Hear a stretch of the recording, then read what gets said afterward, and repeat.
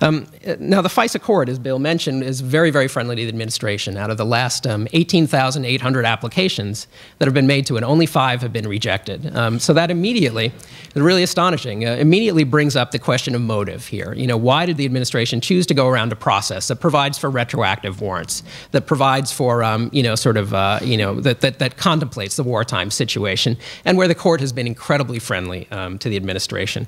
Well, they've offered a few defenses, but most of them are weak. The first one that the president offered was that the process was too slow. But obviously, there's nothing faster than a retroactive warrant. So that one really doesn't hold much water.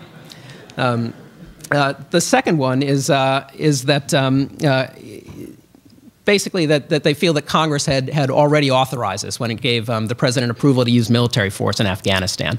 And that one really is a little disingenuous. I mean, Alberto Gonzales, in his first press briefing on this NSA surveillance program, said that they had thought about going to Congress for approval of the program explicitly, but they were told that Congress wouldn't approve it. So it's a little disingenuous for them to say, well, they gave us implicit approval when they said you could go after Osama in Afghanistan, but they never would have given us explicit approval.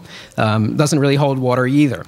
And then the third one, which I'll mention, that the president mentioned during his State of the Union address, is really probably the most bitterly ironic. It's that maybe we would have caught the 9/11 hijackers if this kind of warrantless surveillance had been in place. And, you know, it's bitterly ironic because he's talking about a program run by the NSA. And the NSA, in fact, knew that the 2 San Diego hijackers, Khalid al-Mihdhar and Nawaf al-Hamzi, were present in San Diego because the NSA had a lawful wiretap under FISA on a safe house in Yemen.